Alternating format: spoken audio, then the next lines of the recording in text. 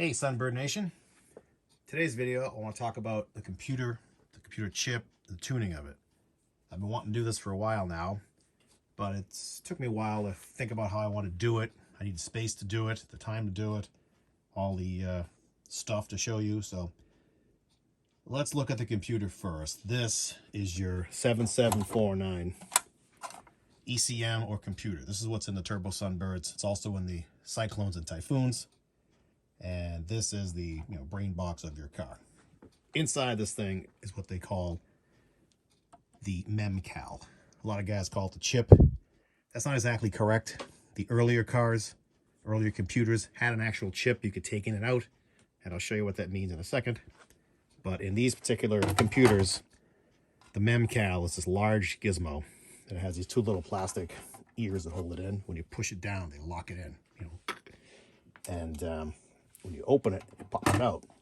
And when you take it out, you see it's a pretty big thing. It has this plastic cover on top. You take the cover off, and what you'll see is this circuit board and this little guy here. This is your actual chip right here, this guy. If you had a Grand National or like a Monty SS or a 442 back in the 80s, and you want to change the chip, you go to Hypertech or whoever, and you'd buy one of these. Just this little chip, the EEPROM, they call it. Those just pop out with a little tool or a screwdriver, or just use your hands and be gentle. But that is the actual chip, and it's got the calibration on it. This one is an AFDZ 1625. If you look that up, that'll tell you it's the Turbo Sunbird, probably 87, probably automatic transmission, whatever. This is probably the original for my car, probably. Anyway, this piece right here, the circuit board, I believe, and again, I'm not a professional with this stuff. I know what I've heard, know what I've been told, know what I've read, so I'm just repeating it to you. This, I believe, is the electronically controlled spark. It's also the knox sensor circuitry and the limp home mode stuff. So it's two separate things in one big carrier, but they're soldered in. You can't take them out. So that is the problem if you want to modify your tune. So what you do with this is a couple of things. You could cut out the old chip or desolder all of it, pull it out. And then you would put in what they call a ZIF socket, which I believe means zero insertion force. I actually have some new ZIF sockets. I think they're over here. Yeah, this is ZIF right here. And what you would do is you take this guy and you would... Anyway, you would take this thing and you would solder it in to where the old chip came out. I'll probably put it the other way. And then you could burn a new chip, stick it in this thing, and this is a lock. This locks it in. And that way it does the same thing as a removable chip. It's, it's involved. It's time consuming. It's invasive. ZIF sockets aren't a lot of money. I think these were $10 a piece, something like that. Not a lot of money. They vary in quality, so you gotta be careful what you buy. And nowadays, they're really hard to get a good one. I think in the old days, the American-made ones were the better ones. Surprise, surprise.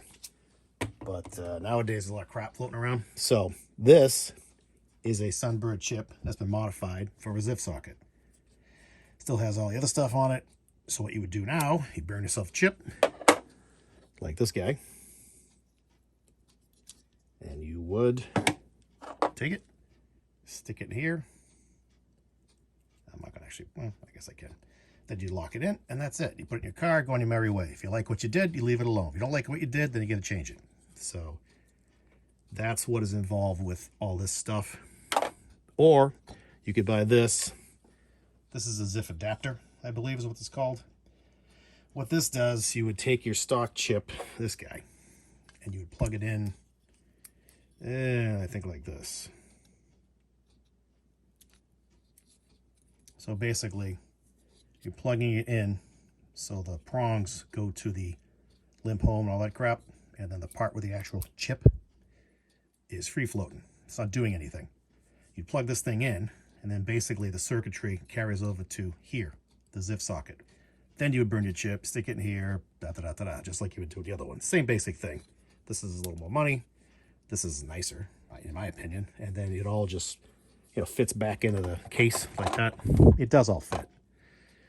I used to use that. I used to use this. And I didn't like them because I had continuity problems. I had problems with bad connections. There's an orientation of the chip. If you look at the chip closely, there is a little like U-shaped cut in the end. That goes, I believe, toward the handle, which is the lock. You know, so you got to make sure it's oriented correctly, not only when you put it in the car, but when you burn it too. So a lot of things that go wrong. And one other problem is I believe that's a 256 gigabyte chip, which you can't get anymore. You know, the stock chip is 256. That's a 256. So it's 1-for-1. You load the program into the new chip, blah, blah, blah. And again, this is where I get fuzzy because I'm not a super good computer guy. Nowadays, you're going to buy like a 512 chip, which is double the size. So to use a 32-bit bin on a 512-bit chip, there's a lot of blank space. So you have to do what they call offsetting, which I believe means you would go inside the hex editor, which is what the bits and bytes and zeros and ones are, I think. And you would offset like half of the chip. So the actual bin, the information you're burning to the chip would be on the second half of the chip. So say it goes from, you know, 0 to the middle is empty. And then the last half, middle to end, is the actual chip. That's called offsetting. I was never really good at it, so I didn't like doing it. It was way beyond my experience, my capability, my brain power. So those are things you have to watch out for. And again, some of you guys are real good computer tuners. You know what I'm saying. I'm saying it wrong. You're down to correct me in the comments. By all means, spit it out. I mean, I do these videos to try to help people in my situation, or maybe young guys just starting out with a Turbo Sunbird, have no clue what they're doing. They need someone like me who has wasted a ton of time and a lot of money doing this crap in the hopes that someone will watch a video and go, oh, I see what this guy did. I'm not going to do that, or I will do that. You know what I mean? I'm trying to help. So if you want to help and tell me what I'm doing wrong, by all means. If you want to just bust my balls and be an internet troll, please don't bother. So anyway, that's the peripheral stuff inside the original computer, okay? And how you would burn the chip, that's a whole different story. In the very, very old days, I would use this gizmo called a romulator. Romulator basically is a device that you can feed information into, and it'll store it, and then you can burn a chip with it. I take that back. This is not what that does. This, I believe, is just an emulator. I don't think you can burn chips with this. There's no way to put it. I never really liked this thing. It's serial. It's not USB. I only had one serial computer. I bought it used for like 150 bucks. A friend of mine told me to buy it. He was a real whiz of this crap. And how this worked was you would take this socket and plug it into your ZIF socket. And like that. And then this takes the tune for the car. And how you burn the chip from there, you have to have a separate chip burner, a standalone thing, which I never bought. I think my friend had one. I never liked this thing. And I used to use Tunercat, which again, I don't have any bitch with Tunercat. I didn't use it very long, so I can't tell you if it's great or not. A lot of guys still use it, so wonderful. What I used to like and use was this gizmo here, which is called I think it's an AUP1 or an AUD1. It's called an Autoprom. It's made by Craig Motes, I believe. I believe he's the Autoprom guy. There was two guys, Mark Manser and Craig Motes. Craig Motes, I believe, was the hardware guy. He used to sell the this stuff, chips, paraphernalia you needed. And the other guy, Manser, created Tunerpro. Tunerpro is a program you use to tune the chip, but it changed the parameters in your bin. So this one, again, has a little cable. It has a socket in the end. You plug that into your ZIF socket. And then you could do two different things with it. One was emulate. So emulate means when you plug this into there, you load your bin into here. And then the car would run on it. And then you could make changes on the fly, store them in here in the emulator. And then when you were done, you like what you had, you would take this part and burn your chip. You'd stick this guy in here, orient it correctly, you know, again. Then you would use Tunerpro, which I'll show you in a minute. Load your burn in. Stick in your car, ZIF socket, and away you go. It was, you know, it was a cool setup. I used it for years. People still do it today. There's a device called the Ostrich, one called the Roadrunner. They all do similar things. To me, this was the best one they offered, so I bought it. It's USB based, so you can do it with any laptop, which is great.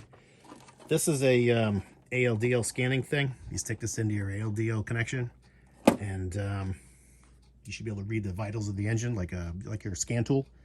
I couldn't get it to work. I read online there's a glitch with the 7749 computer. Of course there is. But there was a way to make it work. I tried it, still wouldn't work. And quite honestly, I had so much trouble with connectivity with this thing. Last time I used it, it just didn't want to cooperate with me. The car wouldn't run. Pissed me off. So I said, you know what? I'm done. Luckily, I had gone to, or decided to go to, the Dynamic EFI computer last winter. And I spoke to Bob at Dynamic EFI. I like what he had to say. So I bit the bullet and had him convert one of my 7749s to his Dynamic EFI setup. And what that is, takes all this stuff out of the motherboard. He puts in his own motherboard. Now, Bob is very, what's the word I want? Careful about people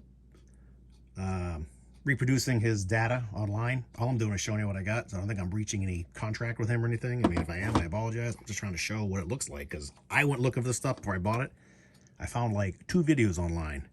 One was pretty helpful. It was a guy tuning his C4 Corvette, showed you the basics of it, and the other one, I think, just showed you that he had it in the car running. So there really isn't nothing out there that I found.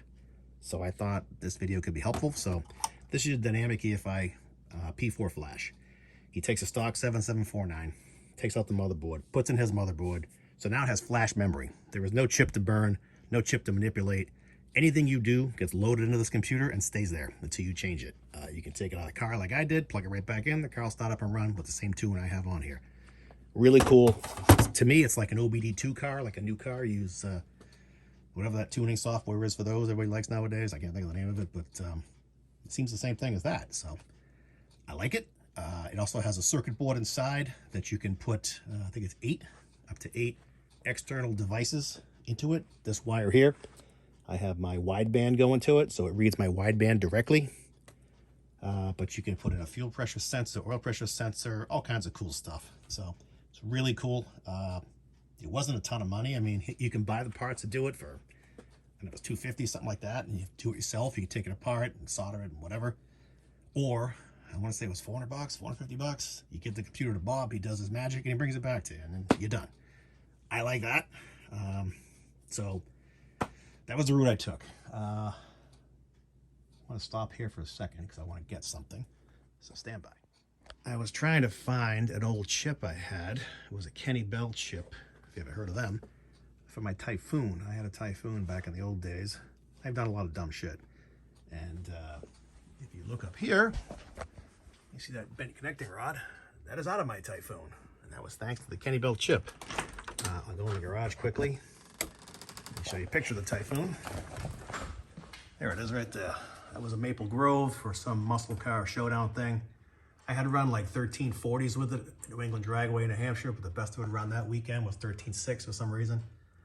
Fun truck, very fast, but the Kenny Bell chip I was using, he had one called the Shootout, which was the street chip, I think, and then he had the race chip, which of course you want the race chip, right? That's what all the hard guys run.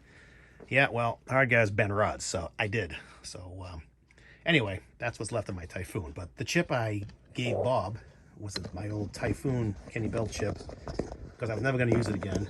I doubt anybody wants it. But what I'm getting at is it had this stuff on it, the limp home, the knock sensor, all that crap.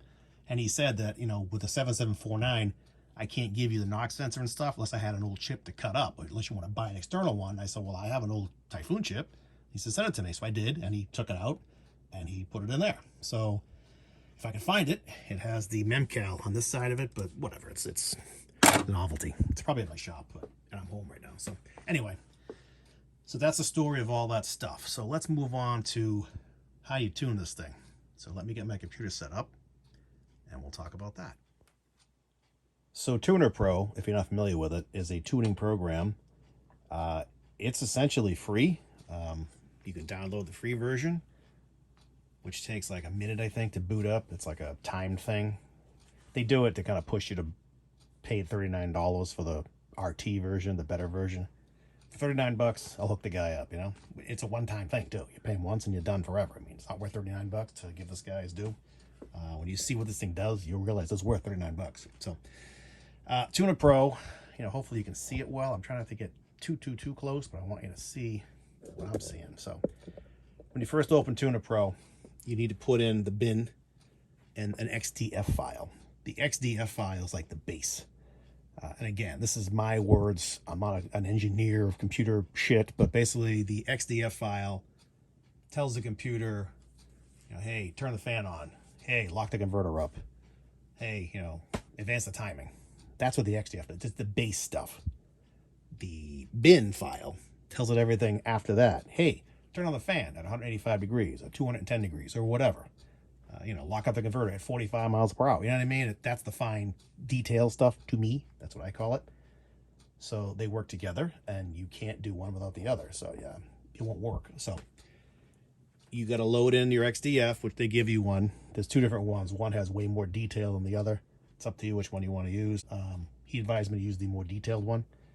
And then the bin, unfortunately for a Sunbird, they don't have a bin.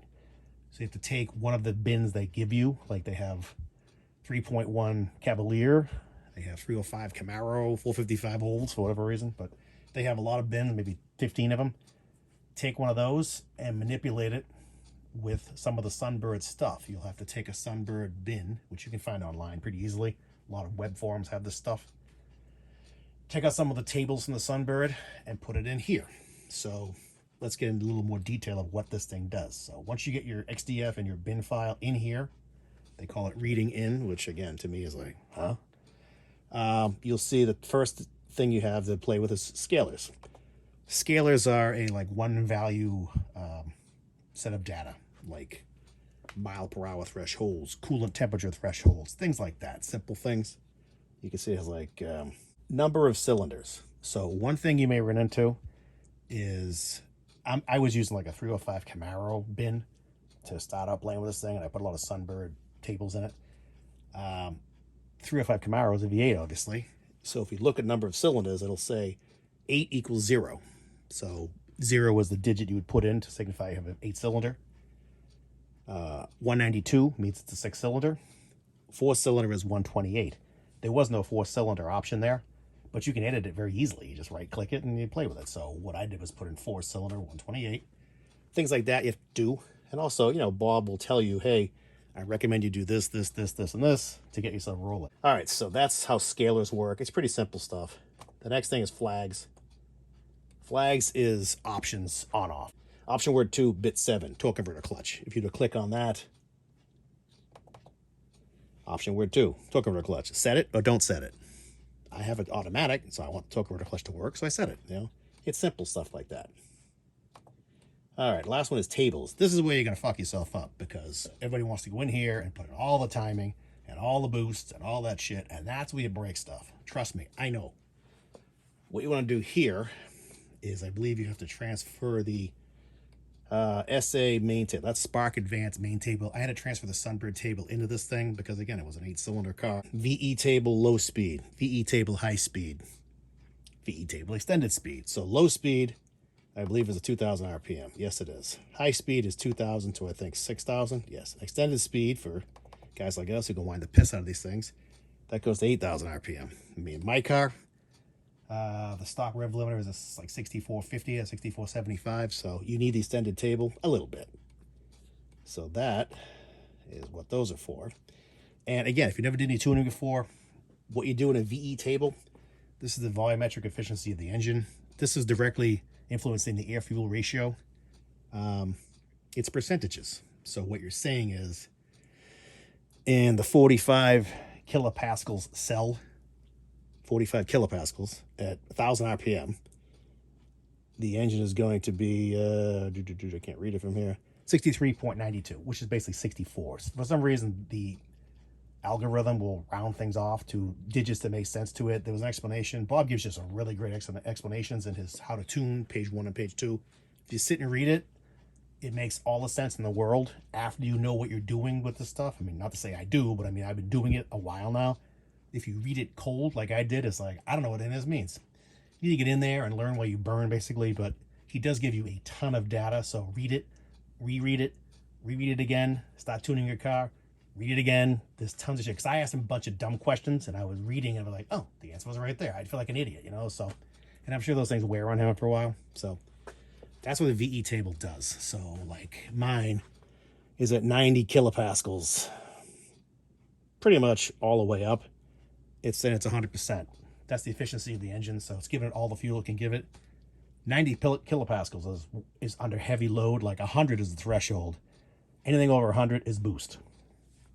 So you're at 90, 100 kilopascals. You pretty much got your foot to the floor within reason. There are certainly times I'm at 2,000 RPM going up a hill, transmission's in third gear.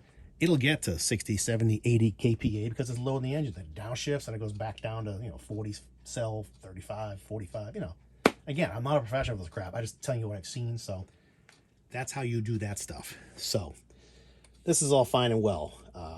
You adjust what you want to adjust. And then when you're done, you go into File and you go to Save Bin or Save Bin As if you want to name it something else. Like mine is called Use Me 49 because once you get a whole bunch of bins, like I have old Turbo Sunbird bins in here from the old days with Tunerpro and the stock computer, I get confused, like which one was I using last? So to me, Use Me tells me, use me. This is the one. And 49, I'm at number 49. All the ones I've done, I did 49 different changes. So, which doesn't even account for like 48A, B, C, D. So there's a lot. I've done a lot of tuning stuff. So you'll save it as whatever you want. If you want to date it, that's great too. Whatever is helpful to you to be able to go back to it and know what you meant, do that. Okay, so now you've saved your bin as whatever you want to call it. You got to get it into there. So the harness in the car, you put in this connector. It's a 3.5 millimeter plug. Female. It just plugs into unused ports on here. I think it's the yellow plug on the computer. If you look at them, one's yellow and the other one's black. I think it's the yellow one. He tells you again on his website, where to do it, where to put it, how it goes, all that crap. Very helpful. So that's how you interface your laptop to the EBL computer. You would then take this and open up the EBL What's Up P4 program. This is a little smaller screen, so I'll bring it forward. So with this, what you do is you plug the USB into the car. You have to identify your COM port, which if I can do it, anybody can do it. Just going to go through your settings, control panel settings, and find the right COM port. Make sure it's there. That works flawlessly every time. So you open up the EBL What's Up. This is what you're actually going to watch the engine, all the engine stuff on here. You plug it in here, and then you turn the key on, I believe. You'll see this little wheel start spinning. It means you have connectivity. Bob tells you to hit the throttle a few times and watch your throttle position sensor. Make sure it registers. Then you would go into display, and you want to flash in your program, your bin. And it gives you 8 different banks, he calls it. It's basically, you can have 8 different tunes. You can pick whatever one you want at a given moment. I usually just move to the next one and keep moving up, and then when I get to the end, I start all over again. I'm probably doing it wrong, but so I'm using Flashbank 7. He also tells you to check off program bank, read bank, which I hit by accident, verify. Actually, no, I didn't hit it by accident. Program bank, sorry. Verify, set bank active. That's like a fail-safe to make sure that when you load the bin in, it checks it to make sure it's accurate and it's working fine. So you go to select bin, it'll open up a screen, and you pick any bin you want. These are all bins. The last one I made was Use Me 49. So you would click Use Me 49. I'm not going to, but it would pop up this window. Then you'd hit Apply. Now it's not going to work, and I'll tell you why in a minute. Program failed. Flashing failed. It's because the ignition isn't on the car. You can't do it on your workbench. Okay, so trust me, it works. That's all there is to it. Then when you're done, you close it. The verify will show up. It'll be green. It'll say, hey, congratulations, did it, blah, blah, blah. Then you start the car, and you see what the fruits of your labor have given you. The only thing about the P4, you can't do it on the fly. You can't emulate. You can't make a change now, hit go, and go, and it's in the computer. You have to shut the car off, go back on Tunerpro, make your change, save your bin, then load it back into the What's Up display like I just showed you. You're going to flash, all that crap. Then you flash it in, and it's out the car and you go. It just takes a minute, but it's, it's because there's no battery in the computer. That's what Bob told me. There's no battery in it, so it can't emulate on the fly, which is no big deal. That is the only downside I see with the system. It works awesome. Very easy to use. Rock solid, reliable. I've never had any connectivity problems. Not one problem with it. So, you get your bin in, you drive your car. Now you do two more things. First thing is a data log. You're going to go to File, Data Log, and then it'll say, okay, what's your file name? I date them, and I also put in the bin that this data log goes with. So if I'm using UseMe49, I will put in the name UseMe49 and the date at the end. So I know this is a data log that goes with that. So again, I'm not going to do it, but then the other thing you want to do, once you get it up and running and you want the computer to do its own tuning, you go to VE Learn. You go to Learn VE. That's it. Same thing, but backwards. You go to Learn VE, and then it'll say, okay, select the bin you want me to learn from. I want to learn from UseMe49. So I would go down to UseMe49. I would click on it and then hit open. Then you get another page like that that says, okay, what do you want to call the file you want the VE Learn to go to? And it'll prompt you to say, you know, VE log, you know, 001, 002, 003. And again, I date it, make sure the date's there, make sure UseMe49 is in there. So I know it goes along with that. That's all. Because what happens is you drive the car, it'll propagate this list and it'll start showing you, okay, here's the original VE value. And you can check and see what the new value it wants to put in is. And you can see what the correction was, how much it was. Then when you're done, you'd shut the car off. You would go to your stored VE Learn bin, and you'd put that in the computer. So the car now is running on the corrected VE Learned bin. That all makes sense to you. You know, you're taking the old one, it's reading it, it's adjusting it, it's saving a new one. You're taking the new one, the bin, putting it in the computer and driving on that, and do another VE Learn. You know, it only takes like 15 minutes of driving time, and it logs shit down. The only thing I'll caution you on, make sure your wideband reads correctly. That's why I have that wire going to that, because it'll do a VE Learn from a stock narrowband oxygen sensor. I want to do it with the wideband because the wideband will read full throttle and the narrowband won't, as far as I read. So I recommend wiring your wideband into the computer like I did, but whatever. All I'm saying is, when I first started doing this, I was getting, you know, crazy adjustments, like 12%, and I'd put them in my car, you know, the computer, and run it, and it was lean as hell. You could watch the wideband go up to like 17 to 1. I was like, what is going on? It finally dawned on me that the as you drive it, it reads out what it sees. So commanded AFR would be, say, I don't know, 14.7, okay? And my wideband reading would be up at like, you know, 10.8, which was way rich, which I know it wasn't because my wideband was showing me was like 13.3. So the computer was correcting, the VE Learn was correcting what it thought was like a 10.8 VE when it wasn't, you know, AFR rather, which it wasn't. So the 12% was a bogus number. So you got to make sure that the commanded AFR and the actual wideband AFR are close enough that the correction it makes you is a good correction, if that makes sense. You know what I mean? You know, the old saying about computers, garbage in, garbage out. Well, that's what happens. So that's why I went to that. Now it's much closer. My VE corrections are like 2%. Honestly, I just stopped VE learning my car because if you go to data logs, you can go to playback and it'll play back any data log you have. I have a shitload of them. So if I go to my last data log and I play it back, that was the one in the video that I made where I did a couple of burnouts with it. You can play it back super slow. You can play it back faster. You can play it back wicked fast.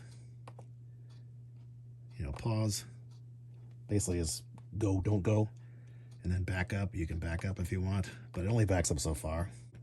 What I was trying to do was get to the end to show you why I stopped data logging. It's because my car was running out of injector. That's why. So let's go near the end. And it's running out of injector because it's a stock injector. And I'm running 13, almost 14 pounds of boost. So let's go slow so you can watch the boost climb. And what you'll see is as the boost goes up, my injector duty cycle goes up as high as 136%, which we all know is not a good thing. At 100%, the injectors are open all the time. So 136% is calling for more fuel, and it can't get it. And if you watch my wideband reading, you're going to see it goes from like 12.5 to like 17 or 15. That's way too lean. And I was picking up like 3 degrees of knock, which it will show you too. And that's probably why. You know, before I start pulling time, I mean, I only have like 6 degrees of timing on this thing at full bore, which is not anything. So I'm sure it was just lean. That's why I was pinging. I mean, I do have methanol injection in the car. I'm not going to use it unless I have to. Okay, now watch the boost gauge. Okay, 10 PSI. Went as high as 14 PSI. I gotta slow it down a lot because this thing moves pretty quick. So we're at 14 PSI, 114% duty cycle, 122%. See it? Watch it again. Now look at the wideband. We're at 12.2, which is, you know, it's okay. It's still a little bit lean for my taste. I really wanted to be in the 11s, but that's okay. Keep watching. We're at 100% duty cycle. Injectors are maxed out. It's calling for 12.7. It's a 12.2. That's fine. It's fat. I want it fat when it's under boost. And timing, it's at 4 degrees of timing. I have nothing for timing. I pulled a shitload of it out. And the engine temp's only 177. 122% injector duty cycle. Wideband's at 14.0 now. 122 still. 135% injector duty cycle. We're at 15.0 on the wideband. Way lean. That's how you break shit. And if you go to the Spark page, under boost, you can see right here, if you go to total, I got 7 degrees of knock. Okay, well, all right, so we have 7 degrees of knock at 5,200 at 200 kPa. 200 kPa is around 14 and change boost. So a couple things happen from here now. Need more injector because it's way too lean. So I ordered a set of 66-pound injectors because if you do the math, my turbo is good for 350 horsepower. You need about a 60-pound injector for 350 horsepower. So 66, the closest I found. I'd rather go a little over than a little under. And you can check the duty cycle. They tell you 80-90% is a good duty cycle. So at 80% duty cycle, I can make 350 horse. They'll support 350 horse. At 90%, you can go to like 394 horsepower. I will never get there. So 66 pound is fine for me. They're Hollies and they're like $72 a piece. They should be here tomorrow. So that precipitates me changing my bin setup to a 66-pound injector. That's what Use Me 49 is. That's a 66-pound injector, which changes the way it thinks about things. You know, the microseconds of injector opening and closing. I had to put in the new offsets of the injectors, which is a correction factor. It tells it how long it is between, they call it the lag time. 2 minute opens, and when it's fully open, it's like the time it takes, I guess. And the other thing is, now that my turbo is putting 14 pounds of boost out, I really should go with a 3-bar map. I'll just do it all at once. So I'll change my map sensor, and again, 49 instead of for a 3-bar map, which in the EBL, the What's Up display, Tunerpro, you can just set it in the flags. 2-bar map, 3-bar map. Boom, simple as that.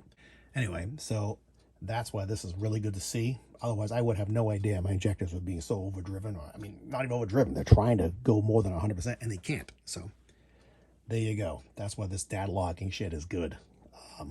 Proof's right there. 15.0 wideband. That's, you're gonna blow this thing up, trust me. So that's the story. That's how you do it. That's how it works. It's not hard to do. I'm kind of a blockhead with computers. So if I can do it, anybody can do it. If that helped anybody at all, I'm happy to help. If I confused you, by all means, leave me a comment and I'll try to make it plainer. I do like this computer. I would buy it again in a minute. Now I know a hell of a lot more about how to use it. Don't be afraid of it. It's great. So that's it. I hope you enjoyed the video. I hope it taught you something. If not, like I said, let me know and I'll try to be clearer. Thanks again for watching. I appreciate anybody who subscribes to my channel. I do it for fun. I hope you enjoyed this video, and good luck with your project, whatever you're working on.